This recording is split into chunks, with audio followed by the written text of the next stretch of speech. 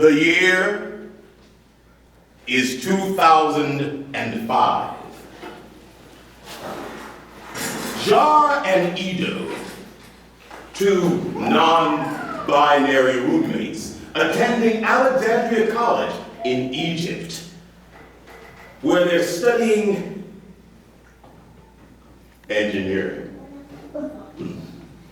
They are friends, but neither knows whether the other is a boy or a girl. They respectfully wear interesting attire, while seated before one another at a table reviewing notebooks. They live in a small apartment in an ancient building. I don't suppose I've ever come out and asked you, are you male or female? We do well in our studies by identifying as neither one nor the other. Do you agree? Yes. Let's continue. Okay. Our next assignment is to calculate the shortest distance between 2 points on the surface of the Earth. That would be a straight line through the earth. Is that possible? It has never been done.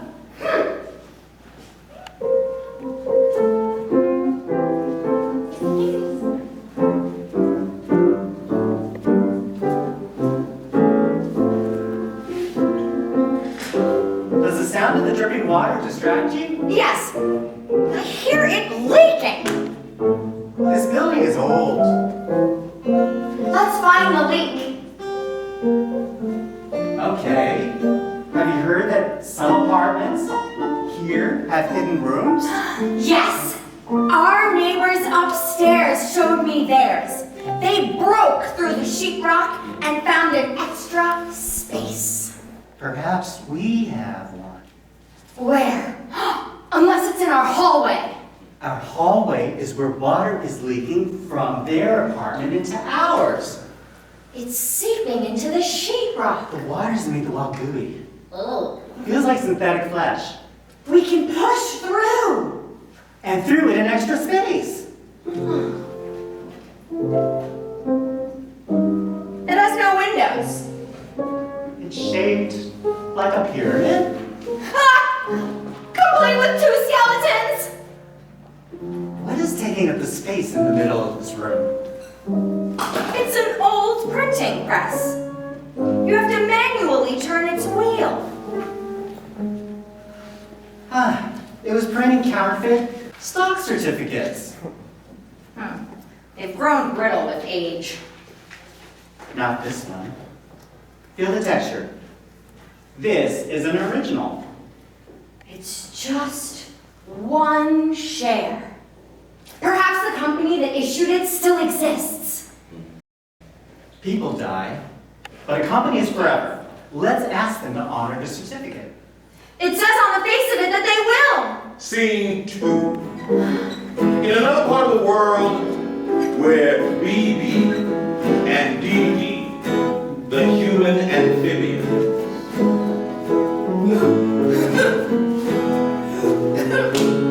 Help! I have a fish inside of me, please! Use your mouth! Okay, I can't find where the fish ends and you begin. It's all me! I need you to turn upside down so I can get a better look. Okay. What happened to you there? A virus hides inside my cells until I stress them. Did you get it from the fish? You got it from the fish, and I got it from you! It's the stress. We're getting shakles! Those are fish scales.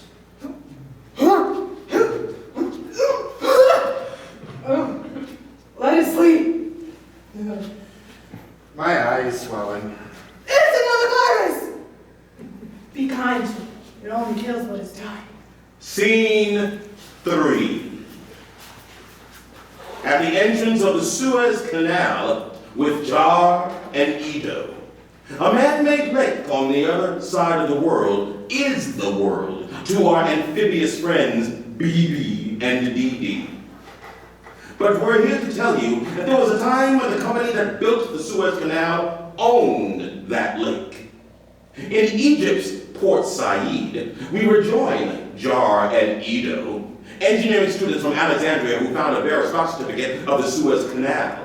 That 1 share, over time, became a sizable interest in the company GDF Suez. Jar and Ito visit the Suez Canal, where they plan to give back to a world from which they have, up until this point, only taken. Since 2005 until now, they bake fresh-baked flat bread as they lounge on the rooftop of their corporate headquarters. The building is a property of the Arab Republic of Egypt, overlooking the Mediterranean entrance to the Suez Canal. Let us toast to Ferdinand de Lesseps, our company's founder. And for 1854, he convinced Mohammed Said Pasha, the Wali of both Egypt and Sudan, to let him build this canal.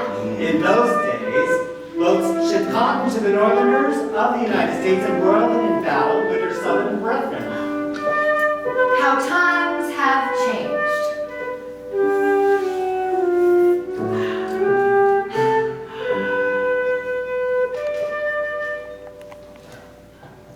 Today's ships filled with unmarked cargo containers jam its entrance.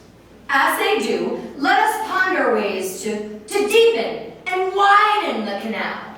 Egypt rejects us. At least they let us visit our headquarters.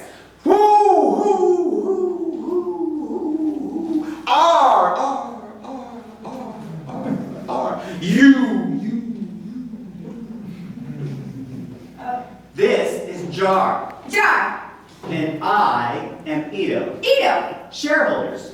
Trespassers, be gone. our company built this canal. Your company worked for our Wali. Today, the canal is ours to widen and deepen as needed without interference from investors. Finish your picnic, shut the roof door behind you when you leave. Thank you for your hospitality. No What a problem. bother. Now what a dose of reality. At least we can finish our picnic. We return to our passive existence. It is better to do than not do. The maximum distance from one side of the Earth to the other is 12,500 miles. Go any further, and you're on your way home. The Earth's diameter is only 8,000. We shave off a third by cutting through the earth. The shortest distance between 2 points is a straight line. But look at the horizon. The curve of the earth is gradual. Sea level. How far can we see the horizon before it dips into view? 100 miles. 3. 100 miles? Yes. 3 miles? Yes. Why? Because the earth curves 8 inches per mile? Yes. Yes. And through it needs a canal. It needs a canal.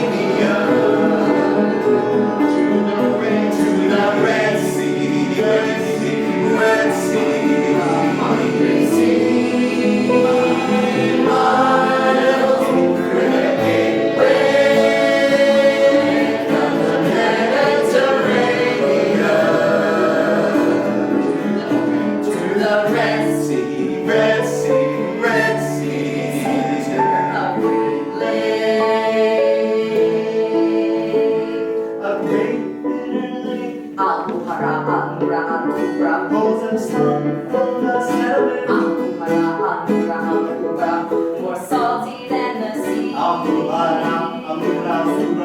connects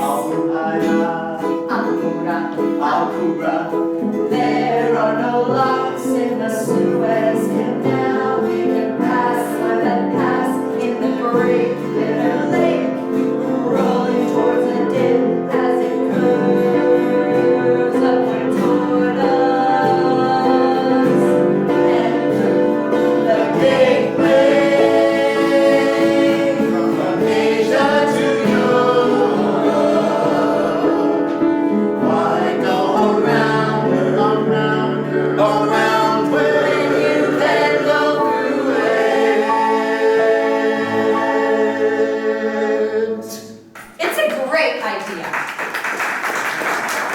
We take the Earth, pick two fixed points, and divide the circumference by the radius to calculate their distance through the Earth. What 2 points should we use?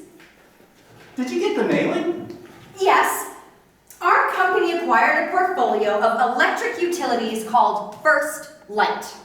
Does it include a body of water? Yes. And it is the largest lake in one of the 50 United States.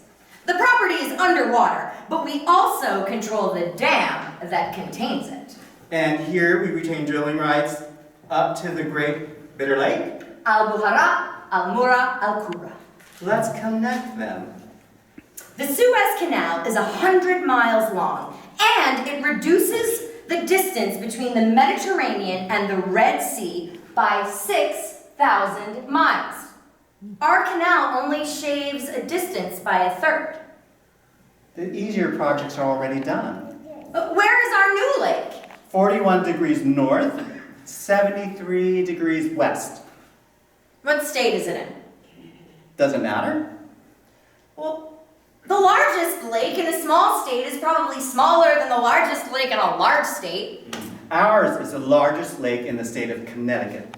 Its property line extends 440 feet above sea level. Is it near the sea? It's 100 miles from the Atlantic Ocean. Isn't Connecticut one of the small states?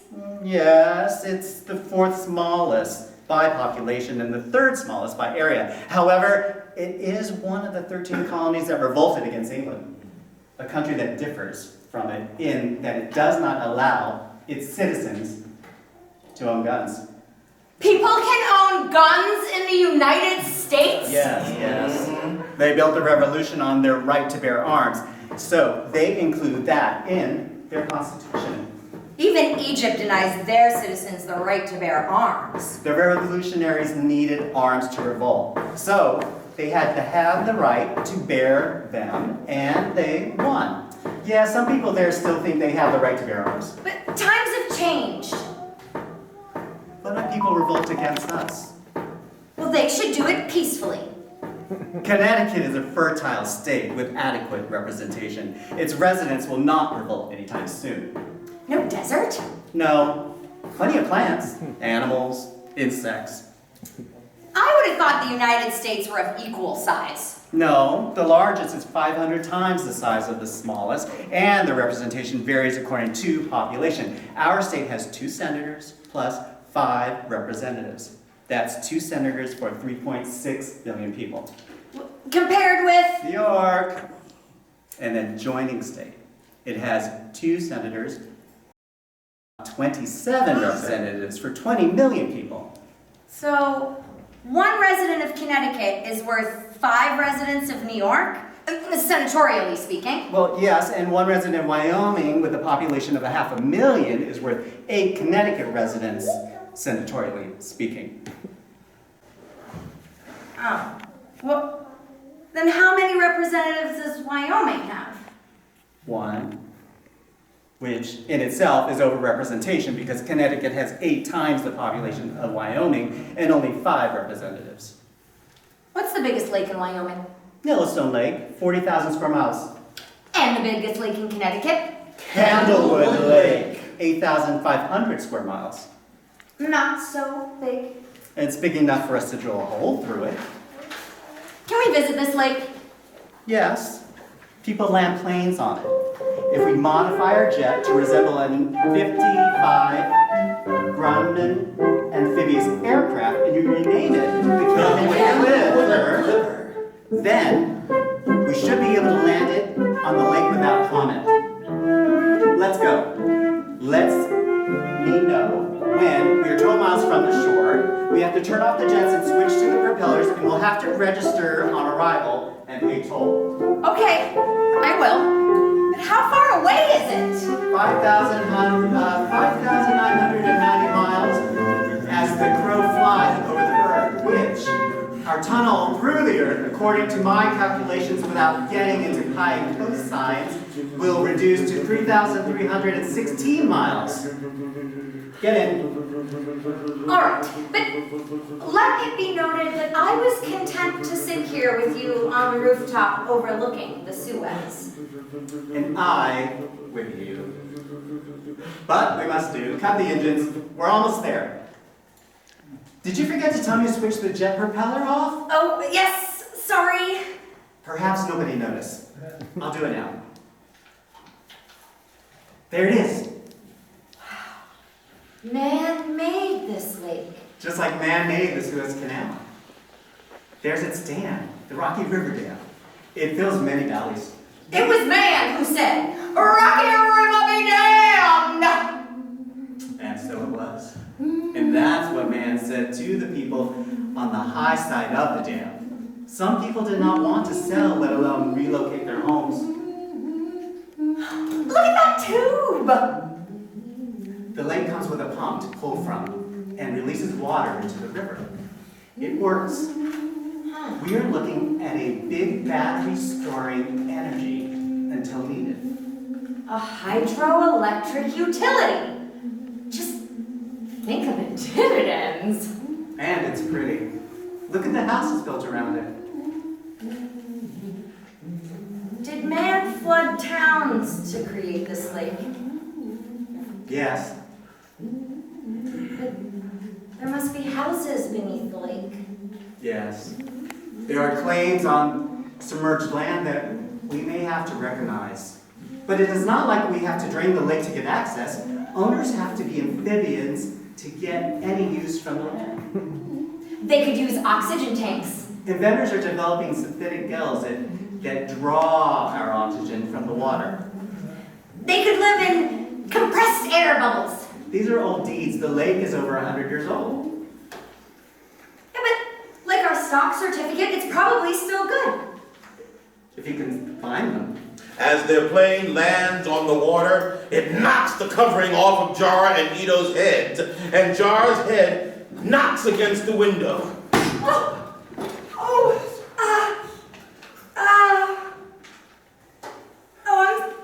I'm sorry. I must have dozed off. Who are you? Of course, you're the steward. Steward, may I have a glass of iced tea? This is my plane. You are trespassing.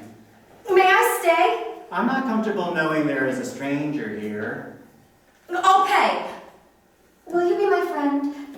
No one needs to know. Thank you. Jar, don't you know me? You're my roommate. Yes. And where are we now? Candlewood? Why do they call it Candlewood? Its resin is flammable. Are you okay? Yes. Do you know what kind of wood is Hollywood? Hollywood is the entertainment capital of the world! Perhaps, but Hollywood is a source of mate. Yerba mate is a kind of Hollywood. Then, steward, bring me a gourd of yerba mate. Wait until we get home. Let's sink this plane. Scene 4. A more rugged Jar and Ito embark upon an exploration of their lake. Are you okay? Yeah. I remember now. We're connecting our new lake with the Suez Canal. But where do we store the plane? At the bottom of the lake. Untie the dinghy boat, gather our supplies. There must be a better way to travel. We are working on it. See how quickly the lake becomes like glass again in the misty morning? How peaceful. Just a few bubbles from our sunken plain. Oh, look! A ripple approaches. It's those fishermen. They caught a carp. How do you know they The caught it? prospectus says that the lake authority stocks the lake with Asian wheat carp. I like the taste of carp. The carp eat the Asian milfoil, choking the propellers of moisturized pleasure boats. I prefer kayaks. We paid $6 a carp. Hey, not in the bucket. Catch and release. They always tasted so good, cooked fresh out of the bathtub. All right, those people saw us. Hey, McAllister! McAllister, I'm talking to you. Throw him back. Come on now, let's dive into the lake. Here we go. Huh, 1, 2, 3. Woo! Why can't we eat them? I mean, carp reproduce like rabbits. These carp are sterile. Our lifetime, one lifetime, is all they have. Well, who said carp are good at clearing milfoil? The professionals. Carp have teeth. Ow! They nibble on anything. The fishermen emerged from the lake with bloody nipples after taking their morning swim. What aim? What eyesight. These fish are nipple biters. Yum. My enjoyment is vicarious. How big can they get? It depends on the size of their homes. The lake is the limit. How? There are bigger fish in the sea. Where shall we stay? I don't know. This is an example of poor planning. I thought we thought of everything. As the morning silence returns, two amphibious people, BB and DD, exit from the lake.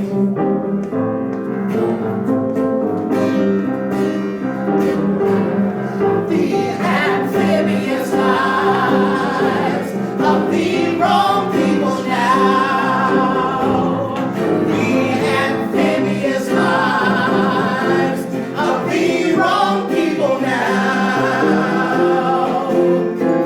You may often see us here several times a year.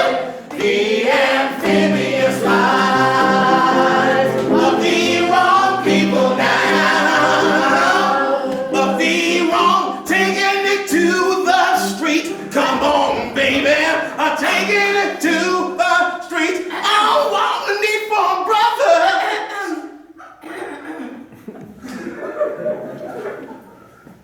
So sorry.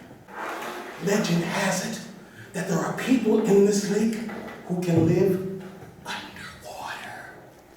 Its flooding at the moment of their birth forced them to adapt, exhaling the water through feathery gills in their necks. And they are still alive. I mean, look at them. They have the bodies of teenagers. Theirs is a life of continuous anxiety, interrupted by dread, trapped between heron, swallows, and now carp. Oh, what I wouldn't do to meet them. They're in the lake, so we open too. Maybe they can help us find a place to stay. We can ask, but we should only also exhume the plane and fly it to the nearest fueling station so we can get home before getting too tired. Okay, let's do that. I always sleep best in my own little bed and my own little room. Hey, who put carp in this lake? Oh, we did. They're eating seaweed that filters fuel particles. Oh, maybe that wasn't a good idea. What's to prevent our home from becoming an underwater desert? As if it was not enough to have swallows swooping at our head. When we swim near their lakes, Now we're getting attacked by... fish that eat our vegetation.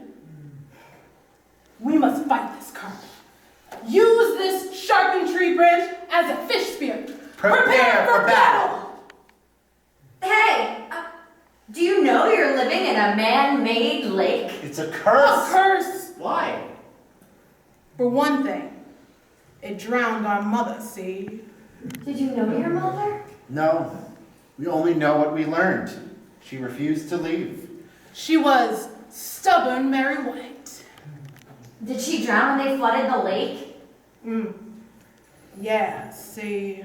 That was when we were born. How do you know that? From a song, The Legend of Mary White. Shall we? Yes. She refused to leave her home until they paid her for her land. Meet her turn. How could they refuse to pay with her baby almost born? Who remained her first concern? But her brother knew the score if a child his sister had. He had He would none. lose his right to own or sell interest in their land. It belonged to future heirs. Although bastard it would be when she bore the child unwed. How could she, It was better she not marry and disgrace the family name with a man who worked their farm? So her brother sold and did not tell his water filled the land. It's too late. For by then the water flooded, bursting through her bedroom doors. And no trace of her was found. Children born before the death of their mother as she drowned. She had laid remains submerged below, with placenta still in tow. Only water could they breathe. So the lake became their home, though it closed within a dam. It was water-filled. While they swam like little fish, they would meet some shady men, and from them these children learned. They from bootleggers would learn to use slang from up the time. May I say, And they swam as they were told, building lockers in the lake where the bathtub which was stored.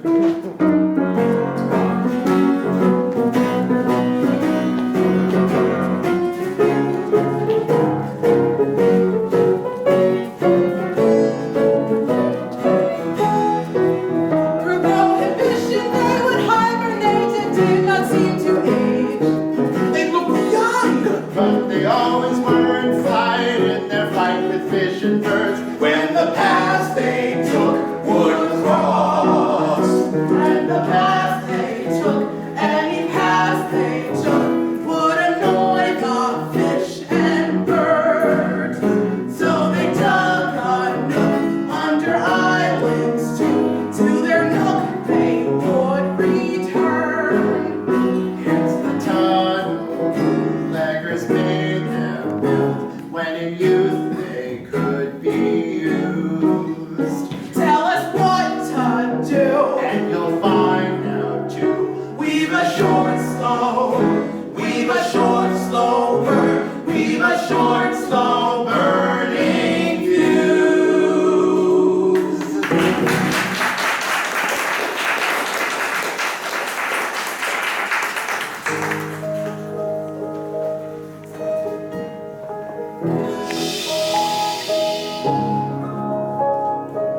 The mature embryos blow out after their mother dies. Attached umbilically, their mother floats to the surface, twin babies feeding from her twin placentas until the food source dries and the cords break. Down, down they fall into the soil as blue-green algae multiplies rapidly around them. They digest the algae-filled water through the open umbilical cords. They fall into the shrubs that grow rapidly, the weeds resembling evergreens that tangle the water. They live in them, attaching their umbilical cords to the broken plant stems, breathing the nutrients of the algae, their belly buttons remaining open. They grow slowly with the passage of years, from 1927 to 1933.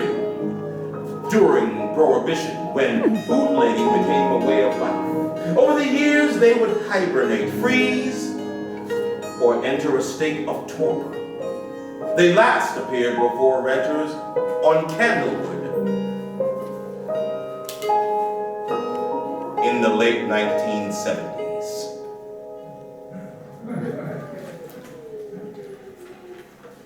So you're pretty old. Oh, though no one would guess. Is this your first time here? Yes? Do you know where you are? 41 degrees north, 73 degrees west. This is kind of a vacation spot for most folks. Yeah. What brings you here? We're prepping coordinates for a tunnel to connect this lake with the Suez Canal. By what authority? We hold stock in a company that owns both. You own two authorities? Well, our company does. Yes, and as shareholders with engineering degrees from the University of Alexandria, it is our destiny to connect our properties. A lake? A lake is not property! Before we arrange for the demise of these dreamers, let's learn from them. Folks, are you considering 3 dimensions for your 3-dimensional plan? We measure latitude and longitude. Amateurs. What about altitude? We're only going down, and anything below the 440 line is ours. We need a barometer. Oh, for weather? It measures pressure to quantify altitude. The higher you go, the closer pressure approaches a vacuum, according to the birds. We are not going up. What happens when you go down? Pressure increases. Until it crushes. Squash. Our plan is organic. For example, when we flew here, we sunk our plane, but forgot to arrange for accommodations. We appreciate your suggestions. We figure out as we, go along.